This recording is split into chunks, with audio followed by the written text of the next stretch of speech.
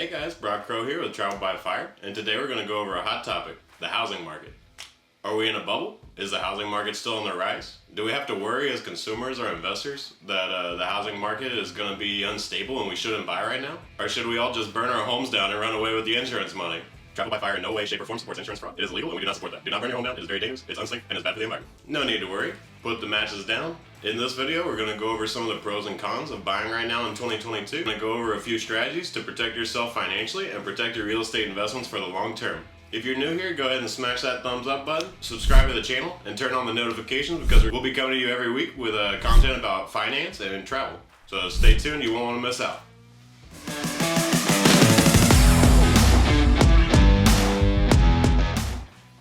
First thing we're going to do is go over some of the pros of buying in 2022. I know everyone right now is saying the housing market's crazy, don't buy anything, wait, blah, blah, blah. But there is a lot of pros still today. Even with high rates and high prices, there is still more pros to owning than there are to renting. The biggest pro about buying a home even right now in 2022 is that statistically, you're more likely to build wealth than you would if you were renting. According to CNBC.com, homeowners have 40 times the net worth of renters in the US. So just by purchasing your home versus renting, statistically you're putting yourself at a better chance of becoming wealthy in the future. A home is more like a forced savings account. You have to pay every month because you're going to live there, which you would be doing with rent, except in the case of owning a home, you're going to pay down that principal slightly every month. You stay 5-6 years, you start to see huge benefits when you sell. Prices also tend to beat inflation very slightly.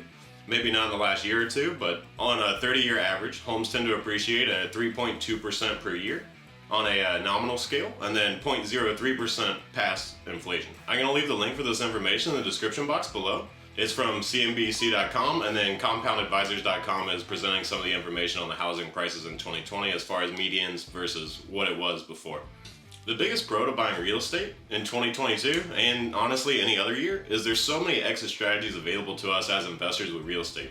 With stocks or bonds, you basically buy, and then as they appreciate, you sell. Maybe you make money, maybe you don't. But with real estate, there's so many things you can do that can leverage your risk to where it's not that big a deal if prices do go down for an investor or a landlord or even a primary homeowner. As long as you're securing long-term fixed rate interest debt, you know what your payment is going to be pretty much for the next few years. Property taxes can adjust, but that will only adjust up if your values are going up. As values go up, rents also go up. So if you're using real estate as a long-term investment and you're planning to hold for 5 to 10 years, I would not worry about buying a house in 2022.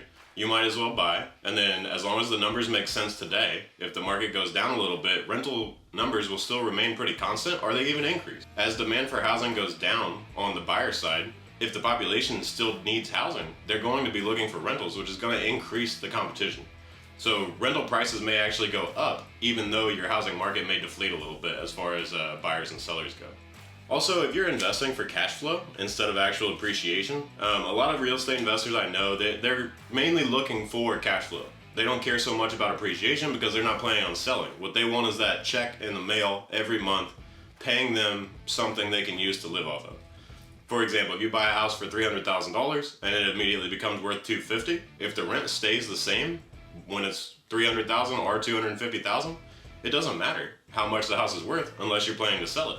So if you're buying right and buying for cash flow, there's no need to worry about buying in 2022. You just need to make sure your numbers work, and maybe there's less deals out there right now. But you have to look for the deals. They're not just going to show up. I mean, everyone's fighting to buy houses still. You know, bidding wars are starting to slow down a little bit, at least in our market, with interest rates rising. You can still secure really good quality long-term debt at 5 to 6% interest. I mean, historically, that's a healthy number. You're not going to see 2% interest or 2.5% interest again, maybe ever. I mean, it's historically low. It never happened before. Why would we expect that to be the new norm? Another pro of owning property as an investor is that every month that your property is rented, your tenant's actually paying down the principal. So for example, we have a rental property in Washington, and the tenant pays down maybe $600, $700 of the principal a month.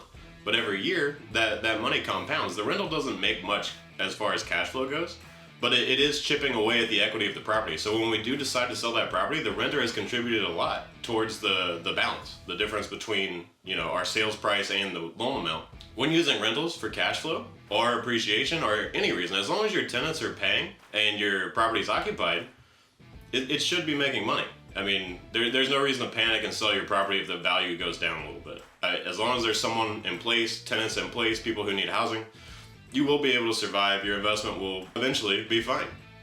Now we're going to go over some of the cons of buying in 2022.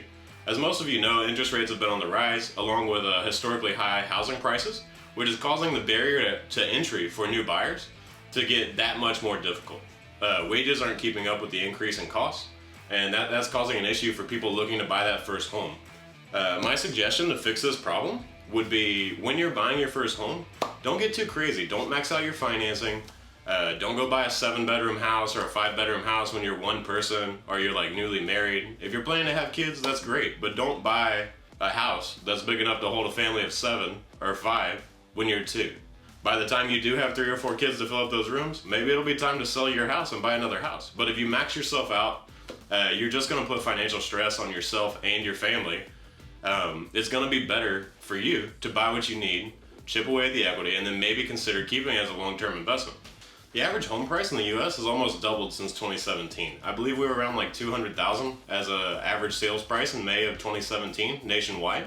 And right now we're in the high threes. It's close to $400,000 for the first time, I think, ever. This is a historically high market. It's very tough to get in and compete. We've been having like a record number of e-buyers in our area, where funds and like overseas investors, people are just buying in cash. And it's causing the housing market to inflate, and it's making it really difficult for people who need the housing here. You know, normal people, people with regular jobs who are looking for housing. Right now, buying in 2022, interest rates have over doubled since last year. We were hovering around the 2 to 3% interest rate last year, and now more common is going to be between like 5.5% and 6.5%. So this does affect your monthly payments significantly, and it reduces your potential buying power. The overall amount of your loan may be the same, but your monthly payment has changed significantly. On a $300,000 or $400,000 purchase, you've probably increased your payment by $500 to $800 a month, with the difference between a 2.5% and a 5.5% interest rate. Even with this downside, you can still implement strategies to protect yourself financially. If you buy a property and you're looking to maybe rent out part of the space, or you're looking to buy like a 4-unit building and live in one of the units, you can still acquire these kind of properties on a regular long-term loan instead of a commercial loan. This type of loan will give you that same interest rate. So you might pay 5.5% or 6%, but in my experience, when you're using different strategies to alleviate your mortgage expense, to like reduce your mortgage expense every month, you're just safer. There's another exit strategy. If you live in a triplex and you have 3 units, 2 of the units are rented out and they cover the whole mortgage, it doesn't matter if the property loses a little bit of value. You're basically living there for free. You need to treat your real estate investments as what they are. They're investments. You don't invest in something and plan on getting out in 12 months or 6 months. Look to buy for the long term. These short-term gains we've been experiencing over the last 2 years, it's just not stable. You're not going to be able to stabilize a 10% growth every year in the market, or else every single person would put their money into real estate. You're not going to be able to continue to expect that type of appreciation every year, and the best way to invest your money in real estate is planning on long term. Plan on a 10-year strategy. If you're going to have this property for 8 years, 10 years, and you're going to keep a tenant in it the whole time, imagine how much that tenant's going to pay down of the principal. Even if the property lost like 5% of its value or 10% of its value, which is extremely unlikely on a 10-year or an 8-year hold, you're still going to be fine. There's no reason to fear real estate just because people are worried about a housing bubble. I'm not saying go buy a bunch of rentals that don't make money, or go do a flip and plan on getting your money back in 6 months. It's uncertain times. But what you can guarantee is that historically, people who own property tend to have the most wealth. If you want to be wealthy, you need to buy property. You don't have to, but it does increase your chances of becoming wealthy significantly. So I will say this, there are strategies that can protect you from buying a bad property or a property that doesn't make money. If you're looking to buy a primary home in a place that you're going to stay 3 to 5 years and you have no intention of becoming a landlord, you will not become a landlord, you do not want to rent out the space, you don't want to do Airbnb, if you don't want to do any of that, maybe buying a house in 2022 is not a good choice for you. Like, you're just not going to be able to make money on such a short-term plan. The investors that make the most money hold. They hold through the market. You hold through the dips, you hold through the heights. Like, if you sell on a high note, you'll walk away with cash. But if you're gonna have cash and you wanna buy more properties for cash flow, you gotta pay top dollar if you're selling at the top of the market. So for me, I think holding property is better unless you're going to buy more property with the proceeds.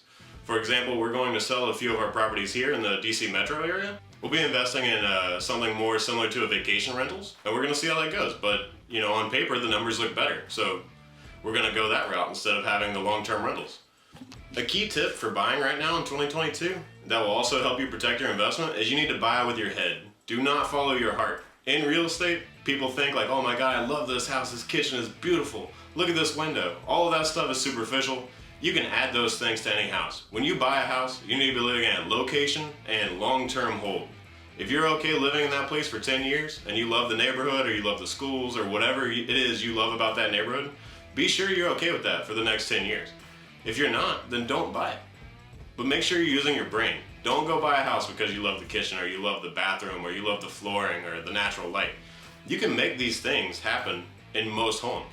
You can go find a home that needs a little bit of work, and you could probably buy it under market value even right now. There are homes that are sitting on market 30, 40 days, but people get this thing in their head where they're like, oh my God, this house has something wrong with it. Well, even if it does, just offer accordingly. Like, you can buy at a good value, increase the value of the house, fix the problems, and then you're gonna walk away with a good investment. Even the duplex that we're in right now, when we bought it, the water did not work. The sewer was backed up like crazy. And after it had fallen out of contract 3 times, I think, before we moved on the property. But we bought the house at list value. The seller paid all closing costs on our behalf, which was like $13,000 or something. And when we moved in, the repairs only cost $7,000. So the repairs that scared everyone away cost $7,000. This duplex has appreciated over $100,000 in the time that we've owned it. Don't fear the housing market. Your goal should be to really understand what you're doing. Why are you buying the house? Is it an investment strategy that you want long term, or are you just buying a house to own a house? If you're buying a house just to own, and you're planning on moving within the next 3 to 5 years, it's probably not the best idea. But if you're in a community and you know you're gonna stay there 10 years, 12 years, something like that, there's not really any risk in buying a property that I can see versus anything else. If you're gonna rent for the next 10 to 12 years and wait until the housing market returns or the bubble bursts and comes back or whatever, imagine how much equity you've lost in that 12 years. Time in the market is where you're gonna make the most money as a real estate investor and as a homeowner. So don't hesitate, don't wait. If you can buy and you're in a position where you think that buying is going to help move you forward, go for it. Alright guys, on that note, I'll see you later. If you enjoy this content, definitely like, subscribe, and share. And follow us for more videos. We should be coming every week with a new video of some sort. It'll either be a financial video like this, or we'll have some travel related videos as well. So, thanks a lot guys.